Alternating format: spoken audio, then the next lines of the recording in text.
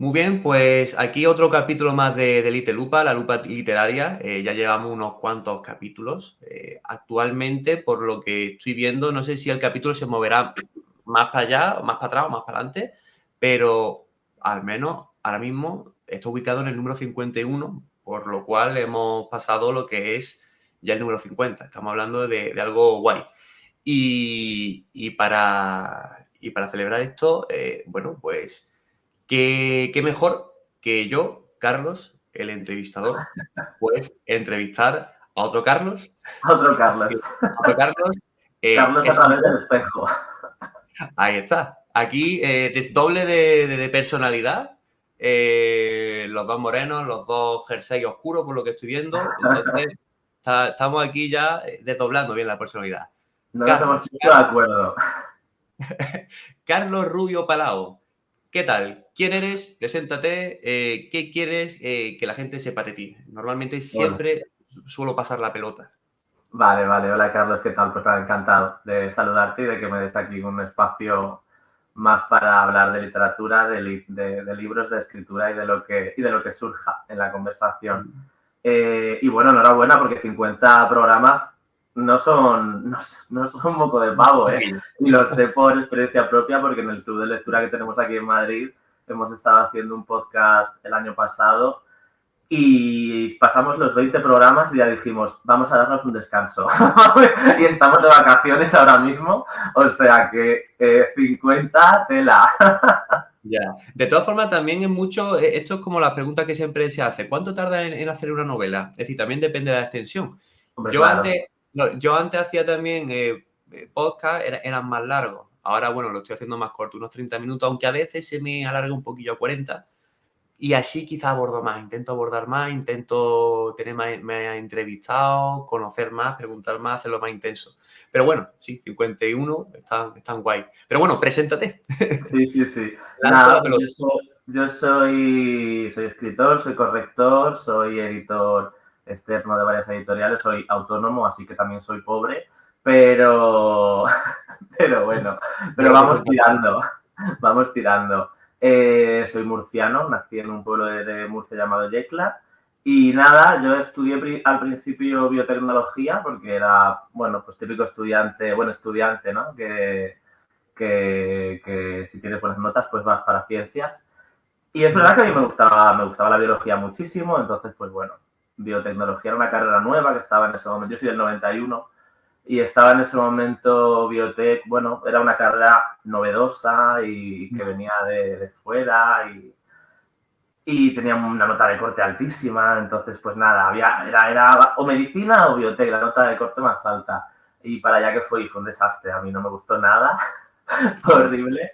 Pero es verdad que no tenía un plan B tampoco, porque aunque a mí me había gustado siempre mucho las humanidades, me gustaba también mucho dibujar, me gustaba, pintaba y me gustaba muchísimo escribir, yo escribía cuentos y historias, pero lo veía desde un lado absolutamente pasatiempo, una cosa de divertirme, como quien va al cine y como que no lo veía desde el prisma de la vocación en ese Mm. sentido, o de la profesionalización.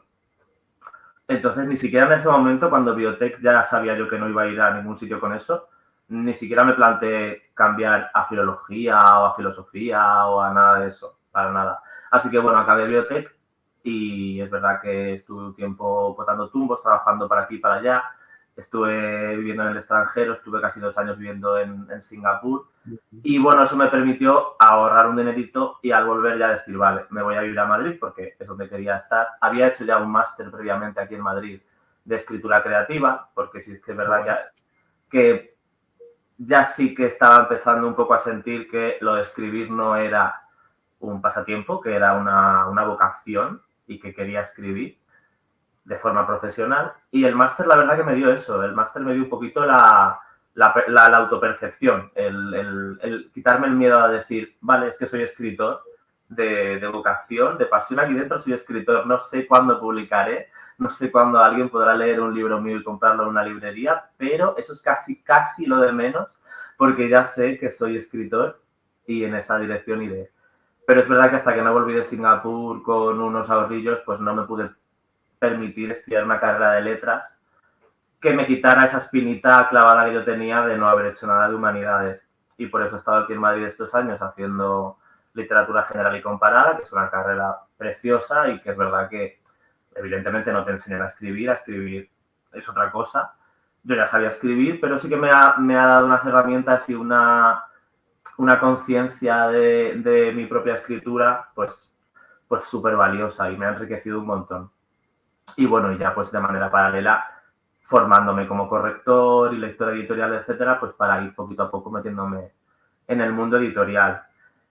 Y ya pues sí que ya conseguí publicar el año pasado mi primer libro, que es Los niños elegidos, con Numac. Y ya con eso yo creo que te he hecho un mapa bastante... Realmente ahí ha estado perfecto, porque has creado el índice, ¿no? Que Sí. podría ser pues lo que vamos a desglosar ahora. Si quieres, no sé si me olvidaré de alguna de las cosillas, pero vamos a intentar seguir esa cronología. Sí. Biotech, claro, esa cosa no era una de las cosillas que yo tenía apuntadas. Biotecnología. ¿Por qué biotecnología? ¿Qué cosas guay tiene biotecnología? Porque, bueno, también depende del tipo de escritor, ¿no? Pero a mí el tema de la biología, de la tecnología, eso también se presta mucho a, no sé, la típica inspiración, ¿no? Para crear mundos, ¿no? Para crear criaturas, ¿no? Es que a mí siempre me gusta mezclar, ¿no? La formación con la creación. Pero bueno, ¿qué cosa? No sé, coméntanos algo de biotecnología. ¿Qué se puede encontrar uno en esa formación? ¿O qué salidas puede tener? Aunque al final ¿Salidas profesionales de biotech o qué se puede encontrar en mi literatura de biotech? Bueno, realmente yo te preguntaba sobre el contenido que hay en la carrera y sobre la salida, pero Vale. realmente, Sí. realmente también puedes relacionarlo con la obra, porque a fin de Claro. cuentas es una respuesta válida que redirige a lo que tenemos en común tú y yo y los espectadores, la literatura. Sí. Entonces, realmente también a mí me gusta hacer preguntas muy abstractas, ¿no? Es decir, muy abiertas y a veces doble preguntas, porque es que te he hecho las dos preguntas. Te he dicho el Sí. contenido, ¿no? Y te he hecho la salida. Pero puedes relacionarlo perfectamente también con la obra. A ver, la salida directa de biotech es investigación, pero investigación es un mundo súper amplio. Biotecnología como tal, en el sentido estricto de la palabra es el uso de microorganismos, organismos vivos, cualquier proceso proceso industrial de producción de producto, en el que se empleen organismos vivos, bacterias, levaduras, Qué bueno. microorganismos, o sea, eso es biotecnología. O sea, una empresa agroalimentaria es lo más fácil a lo mejor de verlo, porque la Estrella Levante de Murcia pues hacía muchísimas prácticas. Nosotros y también bioquímicos y también biólogos, porque son campos o ingenieros químicos, son campos muy relacionados. Al final son procesos agroalimentarios en los que están involucrados organismos vivos, como son las levaduras, pero también para realizar una vacuna también estamos empleando virus, bacterias, etcétera. Bueno, las bacterias no, porque las vacunas son para los virus. Pero bueno, también todo lo que sea ADN y bioquímica, Todo eso es oro para los escritores, al menos para quien le guste ese rollo. Claro, es verdad que yo luego, a posteriori, y es verdad que Los niños elegidos es una saga de ciencia ficción. Y ha usado esto un poquillo. ¿Cómo, perdona? Ha usado esto un poquillo de la Claro, biotecnología. me lo ha dicho mucha gente. Yo, de manera, no había sido tan consciente. A ver, a mí la ciencia ficción como género literario me ha gustado siempre y lo he leído desde muy pequeñito. Y era un género que me encantaba tanto leer y enseguida escribir. Yo escribía y he escrito siempre de todo. Este ha sido el primer libro que se ha publicado, pues un poco de casualidad también, pues porque tocaba así. Pero es verdad que a mí es un género que me encanta. Pero es verdad que mucha gente leyéndolo luego me ha dicho, ostras, ¿cómo se nota? ¿Cómo se nota que has estudiado biblioteca antes? Claro, todos amigos, familiares que me conocen, cuando me pongo a hablar, al final, bueno, pues es típica novela, un poco Los Juegos del Hambre, posapocalíptico, El Corredor del Laberinto, El Juego de Ender. Entonces, bueno, sí que hay como alusión. Hay ciertos tintes ahí luego de hablar de genética, de hablar de átomos, de física. Bueno, podría ser biotecnólogo o podría ser otra cosa, o no serlo y haber estudiado eso para escribir la novela. Pero claro, la gente que me conoce sabe que me viene de ahí. Y es una carrera que, bueno, yo la tengo un poco enquistada porque, bueno, fue muy frustrante para mí, pero también fue una carrera muy enriquecedora, o sea, y es verdad que es muy amplia, porque teníamos asignaturas desde bioquímica a ingeniería química, a biología, microorganismos, o sea, hay muchísimos campos. Entonces, a vegetal, biotecnología vegetal, también en la región de Murcia, claro, como yo la hice en Murcia, los campos más fuertes eran biotecnología vegetal, pues para crear especies de plantas más resistentes o que necesitaran menos agua, todo eso, la transgénesis que tan mal vista está, pero que se lleva haciendo en la humanidad milenios. O sea, los perros es transgénesis, lo que pasa que no manipulando los genes, pero bueno, de una manera un poco más de andar por casa, pero estamos seleccionando especies, incluso manipulando. Sí. Incluso con los caballos, creo que recuerdo, que creo que era los caballos españoles, creo que eran muy interesantes porque los juntaban, no sé si eran con los italianos o con los, no sé, y por ahí es que leí una novela que hacían esas mezclas y surgió también el arte ecuestre, habían cosillas guay. Todo eso, bueno, pues es jugar con la genética a diferentes rasgos, estoy totalmente de acuerdo. O sea, hay niveles, ¿no?, de manipulación y de intervención, pero bueno, la biotecnología es eso, es el uso de la vida en la producción industrial, en el capitalismo. Eso es biotech.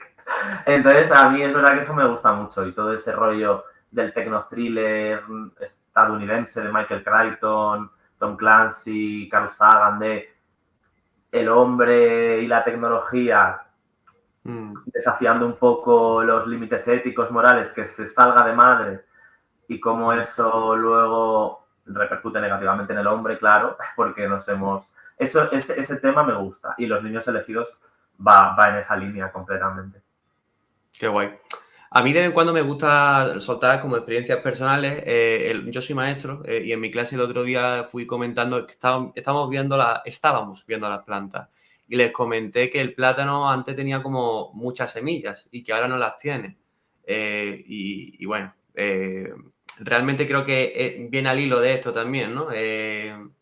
Luego ya se portaron mal, les quería decir que el mono se comía el plátano y que luego las cacas que iba echando, pues iba desperdigando ahí todas las semillas. Pero bueno, entiendo que eso ya no lo saben porque se portaron mal. Entonces, bueno, entiendo que va por el rollo ese, el tema de la biotecnología también, jugar con todo ese rollo. Más adelante has comentado que fuiste a Singapur durante 2 años. Sí. Coméntanos a lo mejor, porque claro, Singapur se sale mucho de lo que es nuestro mundo conocido, ¿no? Sí, sí, sí. ¿Qué nos podemos encontrar en Singapur? ¿Cómo es Singapur? ¿Cómo es el día a día de Singapur? ¿Cómo te la ingeniabas? No sé, alguna pildorilla a lo mejor de Sí, sí, ciudad sí. conocida, pero desconocida a la vez. Sí, claro. No, es verdad que llama mucho la atención, es muy exótico cuando lo dices o cuando... Pero claro, yo como lo viví como algo más o menos rutinario, una vez estando allí, pues ya también lo tengo un poco más asumido, pero sí, sí, lo entiendo. Fui un poco también de casualidad. Yo había hecho ya el máster de escritura creativa, me volví de Madrid a Murcia y no encontraba trabajo de nada. Estamos hablando de 2014, 2015, 2016, 2016. Y mi pareja de aquel entonces estaba también en Murcia y es que yo no encontraba trabajo de nada. Y casualidad que unos familiares suyos tenían allí una empresa en Singapur, lo querían contratar a él y él no se quería ir si no era conmigo. Y dijeron, bueno, pues que se venga Carlos también, que le damos trabajo. Y tenían varios restaurantes y me puse a trabajar allí de camarero. Y hombre, fue una pasada, la verdad, porque bueno, pues tuve esa suerte. En Singapur el nivel de vida es muy alto, pero los salarios también lo son. Es un país interesante, apasionante para verlo un poco desde la suerte de no ser de allí. quiero decirte. Un gallito a distancia. Bueno, no solo ya cultural, que es difícil conocer al final, somos diferentes aquí, más en el Mediterráneo, ¿no? También te vas a Suiza y seguro que también es complicado hacer vínculos con ellos. Pero más allá de lo cultural, o sea, es un país muy, muy hostil. O sea, es un paraíso fiscal dentro de un continente muy pobre que es el sudeste asiático.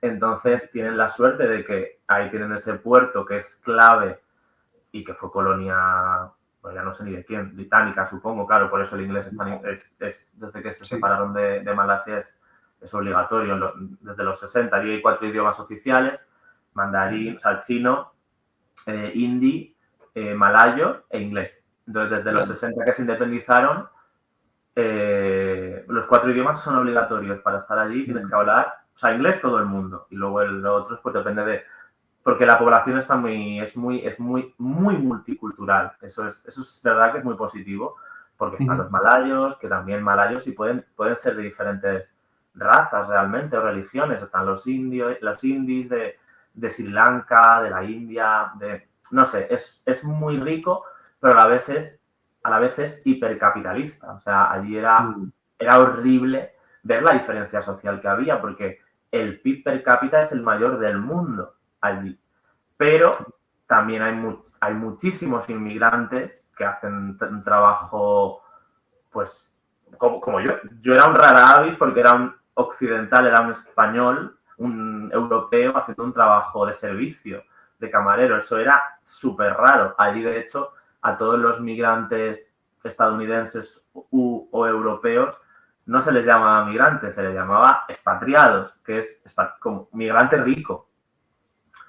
Pero era brutal ver esa diferencia. O sea, había una diferencia abismal entre la gente mega rica y gente normal que está allí con un visado de trabajo. Pero allí, si no es con visado de trabajo, te echan vamos, pero brutal.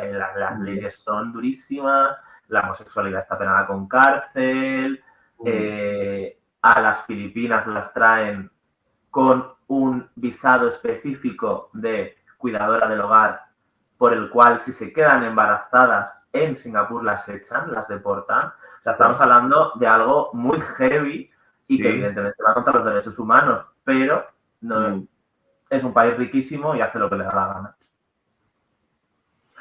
Yo particularmente, hombre, fue una temporada dura porque estábamos muy lejos, a 11.000 kilómetros de aquí, muy lejos, y era difícil incluso para nosotros hacer amigos españoles porque, bueno, pues la gente española que emigraba allí era de un alto nivel adquisitivo y estaba allí con puestos de trabajo muy altos. Mi pareja tenía un puesto de trabajo muy bueno, pero aún así, pues nosotros éramos gente normal. Y era difícil, hicimos muy poquitos amigos en ese sentido. Pero fue una suerte porque viajamos un montón por Asia, porque desde allí viajábamos venga, fin de semana, escapada en Filipinas, escapada en Malasia, escapada... Claro, estás allí, pues es más fácil hacer eso, ¿no? Entonces eso evidentemente es un privilegio y que al volver pues me vine con un dinerito que por lo que me pude permitir empezar una carrera en Madrid o una segunda carrera estando en Madrid. Eso pues no lo puede hacer todo el mundo, desde luego. Qué guay. Vámonos a redirigirnos a esa última pieza que has soltado, la carrera en Madrid, que entiendo que te referías a la de la literatura general y comparada, ¿no? Que es justamente la que sigues cursando ahora mismo. Sí, no, me quedan 2 asignaturas. Y más o menos, no sé, ¿cómo te está sirviendo en tu proceso en tu continua formación de escritor? ¿De qué manera a lo mejor te puede estar beneficiando? Bueno, sobre todo, al final, cualquier conocimiento literario, o sea, es una carrera muy teórica. O sea, literalmente se llamaba teoría de la literatura, pero como la palabra teoría tiene connotaciones negativas en las últimas décadas, pues lo han cambiado a literatura general y comparada, que suena como más bonito y nadie sabe lo que es. Todo el mundo siempre nos pregunta, ¿comparada con qué? Y nosotros, comparada entre ella, pues literatura, comparo un poema de Silvia Plath con uno de Claro, Yo qué sé, es mío, yo qué sé. Pero no es que compare la literatura con un jamón, pero bueno, da igual. Es muy divertido eso siempre. Pero entonces cualquier conocimiento que sea teórico de la literatura te da conocimiento y poder sobre tu propia obra una vez la estás haciendo. Cuando tú escribes, el proceso es muy instintivo, es muy automático, no te pones conscientemente, salvo que hagas un soneto, a decir, a ver, esta frase, venga, voy a pararme y ver si hago una frase subordinada, de consecuencia o causativa, o no escribimos así porque no pensamos así. Es un proceso mucho más automático. Pero sí que luego escribir no es solo escribir luego es revisar, es releer lo escrito, es retocarlo, es modificarlo. Entonces, en ese proceso sí que tener un conocimiento sobre teoría de la literatura, narratología, estructuras, personajes, filosofía de la literatura, de la estética, saber las corrientes literarias que ha habido, pues todo eso son herramientas, son armas, son herramientas que cuando abres tu cajita de herramientas y te pones a escribir, pues cuantas más tengas, mejor. Y es verdad que a mí eso me ha dado mucha seguridad también.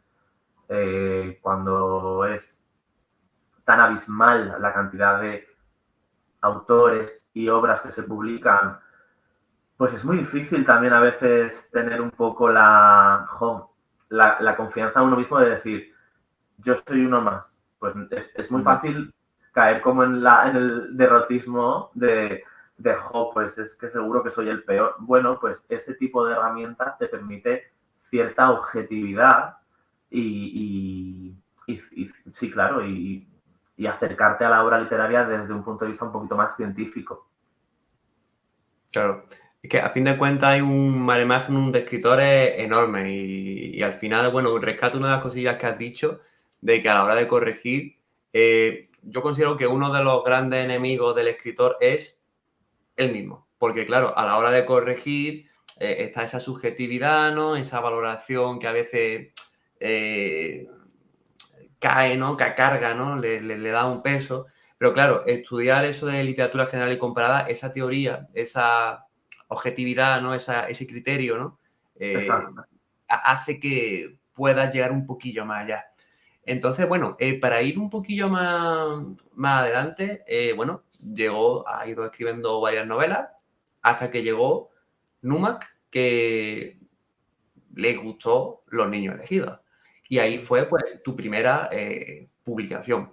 Entonces, bueno, coméntanos un poquillo cómo ha sido tanto la experiencia con Numac como lo que puede ofrecer la obra de Los Niños Elegidos. Ya nos has comentado un poquillo con lo de Yo aquí la he sacado de la estantería para que se vea. Acércalo un poquillo si quieres, porque de vez en cuando se ve pixelado. Aunque el audio va perfecto, ahí está, sí. De todas formas, bueno, Los Niños Elegidos de Numac. Es decir, Numac es la editorial. Sí, Numac Ediciones. Pues la historia de Los Niños Elegidos también es larga. Bueno, también, de hecho, la escribí en Singapur, de hecho, la mayor parte. La empecé antes de irme, pero es verdad que una vez allí, pues, como no teníamos amigos ni ocio, porque allí no hay una gran cultura, o sea, es la cultura de comprar, son los centros comerciales, los rascacielos, la arquitectura es brutal, pero no había mucho que hacer, así que a escribir. Vamos, es cuando más he escrito en mi vida ha sido allí. Entonces eso sí que también se lo debo. Y en 2019-2020 ya empecé a buscarle editorial. Insomnia Ediciones fue la que en un primer momento me seleccionó el manuscrito para publicarlo, pero a un mes de que saliera, la editorial quebró. Esto ya estamos hablando, me parece, en... Hace 3 años o sí, ¿no? 2022, porque pasa el tiempo tan rápido. Sí, 2022. Verano de 2022. Entonces, bueno, me quedé con la novela pues corregida, ya estaba maquetada, bueno, fue bastante triste, pero es verdad que estaban cerrando muchísimas editoriales pequeñas y siguen cerrando. Sí. Algunas luego otros grupos las recuperan, es lo que ha pasado con El Transbordador, por ejemplo. Sí, pero... ¿Perdón? Con Múnich también, recuerdo, Múnich. Cierto, cierto, es verdad, otro ejemplo. Mm. Pero entonces, bueno, entonces de la casualidad de que Carla e Irene, que estaban ya montando la que iba a ser Numac Ediciones, eh, habían oído hablar de cuando Insomnia hizo esa lista de novedades que vamos a publicar próximamente y que estaban los niños elegidos entre ellas, pues a Carla e Irene, que son mis editoras, les llamó la atención los niños elegidos, se quedaron con ella, iban a comprarla en la preventa, pero no pudieron, claro, porque no salió. Entonces es verdad que me contactaron bueno, me dijeron, es verdad que no tenemos un catálogo que nos avale ahora mismo porque todavía no hemos nacido, pero bueno, sí que nos gustaría leerte y si no como lectoras que íbamos a ser antes, pues a lo mejor como potenciales editoras. Y sí que les gustó y salió para adelante. Yo tuve muchas dudas porque es verdad que estaba ya en un bloqueo de, jolín, ¿qué hago? Dejo el libro descansar un tiempo, no... Pero bueno, es verdad que no tenía nada que perder y Carla e Irene, pues desde el principio me dieron mucha tranquilidad porque son maravillosas y súper profesionales. Y con Numac ha sido pues una suerte. Es verdad que es una editorial muy chiquitina. Pues eso, mi libro fue el segundo que sacaron o el tercero a principios del año pasado de 2023. Y es verdad que este año van a sacar sí que bastantes más. O sea, están un poquito más a tope. Pero es verdad que están un poco haciendo algo muy valioso y es poquito a poco eh, hacer un trabajo como muy lento, pero muy meticuloso, de ir a muchas ferias, a muchos congresos, a festivales, para ganar presencia y para ir un poquito haciéndose el hueco, ¿no? en el nicho de la ciencia ficción, de la fantasía y del terror. Y en ese sentido, bueno, pues vamos, súper contento. Y ahora pues ha salido, o sea, va a salir inminentemente, a lo mejor cuando subamos esto a redes, pues ya habrá salido la segunda parte, porque Los Niños Elegidos va a ser una tetralogía, van a ser 4 en total, y está ya en el horno el segundo, que es Los Hijos de Titán. Sí, que actualmente cuando estamos grabando esto hay activa una preventa, que la preventa dura hasta el último día de febrero o... Sí, creo que hasta el 28 de febrero, me parece. Vale, hasta el 28 de febrero y bueno, lo más normal es que se publique a principios de marzo, pero bueno, dejamos esa pildorilla por si acaso, bueno, pues si se sube antes, pues que la gente lo sepa. Claro, sí, Y sí, sí. Luego simplemente el libro va a estar, o sea, a partir de que acabe la preventa, el libro está disponible en todas las librerías, kioscos, centros comerciales, a cualquier sitio vas porque está con su distribuidora, lo solicitas, lo pides y te lo llevan. sí. Y cuéntanos un poquillo más, ¿qué puede ofrecer esta saga, la que empieza con los niños elegidos, y qué puede ofrecer Numac? Si quieres, céntrate primero en tu libro Sí, y ya luego, pues, cierra un poquillo a lo mejor con la editorial en sí, porque, bueno, ha hablado más de la editorial que del libro. Dale al sí, es libro, verdad, es verdad, es claro, verdad. dale al libro y bueno, luego si quieres puedes dar alguna que otra pincelada de la editorial. Rescato alguna, por ejemplo, que hemos comentado antes fuera de cámaras, que tiene una antología con una portada que me llamó la atención de Tomás Hijo. Sí. Curioso, guay. Pero bueno, nos zambullimos en lo que puede ofrecer la saga de los niños elegidos, que ya hemos mencionado un poquillo por la biotecnología, pero continuamos buceando en ese aspecto. Coméntanos. A ver, pues Los Niños Elegidos un poco nació, cuando yo empecé a escribirla, ni siquiera sabía que iba a ser una saga. Empezó siendo un libro que me apetecía escribir, sobre todo para divertirme yo, que fuera algo que hubiera leído de adolescente o de veinteañero y que reuniera todo lo que a mí más me había gustado, ¿no? Siempre, pues yo era yo veía mucho anime, leía mucho manga, leía mucha ciencia ficción, pero también leía las distopías adolescentes de los 2000, los Juegos del Hambre, Divergente, El Corredor del Laberinto, o otras obras más adultas, como El Juego de Ender. Entonces yo quería todo, todo junto, y un poquito pues con mi sello. Entonces, bueno, pues Los Niños Elegidos arranca con una serie de jóvenes, de niños que nacen con una serie de poderes en un futuro un poco posapocalíptico e incierto y que por ley, pues al nacer con este don, tienen que estar en una escuela de poder, encerrados, apartados de la sociedad, aprender a utilizar sus poderes y más adelante, cuando ya sepan hacerlo, pues volver a la sociedad y formar parte de ella, pero ya como niños elegidos, formados, hechos y derechos. Entonces, la historia arranca con Kanae, que es uno de estos niños elegidos que está a puntito de acabar como esa formación con 16, 17 años y que de repente descubre algo que le hace dudar de todo ese discurso que le han ido contando y con el que le han mantenido allí dentro toda su vida. Entonces, junto con su hermana Yumi y otros amigos o compañeros, pues irán poquito a poco descubriendo pues dónde está la escuela de poder, qué hay fuera y cuánto de verdad hay en lo que les han estado contando. Y por supuesto, pues también de dónde vienen sus poderes, que es un poco la duda ahí constante de, o sea, la pregunta verdadera que ellos tienen y que más les interesa. Claro. Vale, y bueno, para ir cerrando un poquillo, quería preguntarte sobre ese club de lectura. Ese club de lectura en el que estás, que tiene un nombre muy, muy curioso. Lo separo, Book, ¿a qué club? Bouquet Club, ¿ok? Y Bukake, bueno, Bukake. has comentado antes que había hecho hasta un podcast, de hecho, tiene un poquillo de presencia en redes, ¿no? Yo le he echado al menos un poquillo el ojo, Sí. al menos, bueno, no sé cuánta presencia tiene en redes, pero al menos a mí me sale en Instagram. Sí, sí, sí, sí. Y bueno, coméntanos un poquillo así por encima para que no se nos alargue más el tiempo Sí, y sí, ya. perdona, que hablo mucho. No te preocupes. Bueno, tengo otra entrevistilla ahora en un ratillo, pero bueno, más que nada porque me resulta muy, muy curioso. Coméntanos un poquillo. A ver, pues el club de lectura también nació de la forma más natural del mundo, de un conocido de Twitter que lo puso en redes el verano de 2019, me parece. En plan, quiero hacer un club de lectura aquí en Madrid, ¿quién se apunta? Y yo, de hecho, ni vi el tweet. Un amigo sí que lo vio, me escribió y me dijo, oye, Carlos, tú que lees tanto, mira lo que acabo de ver, ¿por qué no te apuntas? Y fui. Y de eso, de una reunión de desconocidos totalmente, de 8 o 9 personas, una tarde, poquito a poco ha ido creciendo y claro, es que han pasado ya desde 2019, pues fíjate, hace 5 años vamos a hacer ya. Entonces, pues proponemos 2 libros al mes, o sea, el nombre es el Bukake Club, pues es una lluvia de libros y es verdad que es muy, muy divertido siempre dar explicaciones del nombre.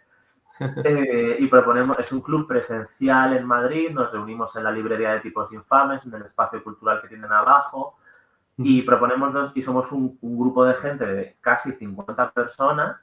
Tenemos una lista de espera alucinante. Claro. Pero bueno, es de manera natural, pues cuando a la gente le van saliendo cosas de, ay, pues me voy de Madrid por no sé qué, o ay, que me he apuntado a la escuela de idiomas y ya no voy a poder ir, pues vamos metiendo, sale gente y entra gente, hay bastante dinamismo. Y proponemos 2 lecturas al mes que las vamos votando, hacemos elecciones, bueno, nos lo pasamos pipa, la verdad, con las elecciones cada mes. Y de esos 2 libros, una sesión es un lunes por la tarde y la otra es un martes, pues tú eliges si te quieres leer uno, si te quieres leer otro o si te quieres leer los dos. Y vienes y vamos allí a Tipos Infames, nos reunimos y comentamos sobre el libro y la verdad que nos gusta mucho. O sea, lo pasamos bomba, la verdad es divertidísimo y a veces vienen autores, vienen editores. O sea, es que vino el editor de Isabel Allende cuando la leímos, vino el traductor de Como Bestias, que es una novela ahora francesa que es chulísima. Vino Alana Portero cuando leímos su novela La mala costumbre. En fin, es súper enriquecedor y nos lo pasamos súper bien. Y no sé qué iba a decir. Ya se me ha ido. Bueno, el podcast, que lo único que tengo en mente es que hubo un podcast incluso. Sí, ya sé lo que iba a decir. Y es verdad que, pues poquito a poco, o sea, nos hacemos fotos de las sesiones, tal, no sé qué. Y nuestro amigo Modesto García, que bueno, él es creador digital, ha sacado los libros de Crímenes Ilustrados, etcétera. Él es un crack en todo lo digital y en redes y en social media. Y entonces el Instagram lo lleva él y hace un montón de contenido divertidísimo. Y es verdad que nos sigue bastante gente. No sé si en Instagram nos siguen casi 5.000 personas y en Twitter otras 2.000 y pico. Y decíamos, podríamos hacer algo y ya ves tú que la gente nos sigue, pero al club no pueden venir porque la sesión presencial, pues somos los que no podemos dar cobertura para tanta gente. No hay mucha gente que nos lee de manera desde su casa y luego pues nos comenta por comentarios en Instagram o en Twitter si les ha gustado el libro, si no. Pero más allá de eso no podíamos hacer nada. Y el podcast nació un poquito para dar respuestas a gente, o sea, para darles algo, un poquito un detalle hacia ellos. Una pildorilla. Claro, después de las sesiones, pues reunirnos Alberto, Marcos y yo, que éramos los que teníamos un poco la iniciativa de grabarlo, y tener de visitante a algún compi más del club de lectura y hablar entre nosotros otro ratito sobre los libros que ya habíamos comentado en la sesión presencial. Entonces, esas conversaciones es un poco lo que le dábamos a la gente de redes, pero es verdad que luego también los que veníamos a Lucaque lo escuchábamos, porque como somos amigos ya, pues es verdad que hacemos muchísimas bromas y chascarrillos y allí tomando cervezas y vinos mientras grabamos el podcast y es verdad que nos lo pasamos bomba. Bueno, la verdad que es una experiencia bastante chula y claro, la verdad que bastante potente, 50 personas, lista de espera. Las 50 no vienen nunca a las sesiones. No, claro, sí, lo intuí. Somos entre 15 y 25 solemos ser. Lo intuí por las fotos, pero bueno, que realmente es potente el asunto, ahí vienen personajes quizás curiosos, así que guay. Yo creo que ha quedado una buena entrevista. Biotecnología, que es algo que me mola. Singapur, que es algo curioso que le despierta la atención a casi todo el mundo de Occidente. Numa, que es una de las editoriales curiosas, ¿no? que están surgiendo. Otro nuevo autor con una obra que, bueno, ha salido inspirada un poquillo con cosas de anime, ¿no? Es decir, que eso a mí también me mola. Los niños elegidos, ¿no? Ahí también está ese rollo. Efectivamente, sí. Y nada, el Bouquet Club, ¿no? Que está bastante chulo. Entonces, bueno, si quieres ya te doy ya el turno a ti, ya para que te despidas, para que puedas decir lo que tú quieras y ya con eso, pues, concluimos. De acuerdo, pues nada, pues muchas gracias, Carlos, por este ratito. He hablado un montón, la verdad. No te he dejado casi a ti hablar, pero bueno. No, pero a mí me pueden escuchar los espectadores durante 51 capítulos, más o menos. Es verdad, es verdad. Y nada, es verdad que muchísimas gracias muchas gracias por la oportunidad y nada, que a toda la gente que le apetezca pues ver qué tal. Está en la página web de la editorial, de Numa Ediciones, para descargarse las primeras páginas de la novela de los niños elegidos. Así pues la gente, si tiene curiosidad, le puede echar un vistacito que le llama la atención, que le da cosita, ¿no? El saber qué más pasa en la novela. Pues adelante, que le den una oportunidad. Perfecto. Pues nada, muchísimas gracias, Carlos. Creo que ha quedado eso, lo que he comentado antes, un capítulo chulo. Y bueno, ya de cara a los espectadores que nos estén viendo cuando se suba esto, muchísimas gracias por llegar hasta este punto. Hay muchos capítulos más con, bueno, pues cada uno con su sorpresa, cada uno con sus píldoras, cada uno con su conocimiento, en el que, bueno, pues se puede seguir poniendo esa lupa literaria en un punto u otro. Así que nada, con esto nos despedimos y nos seguimos viendo. Hasta luego.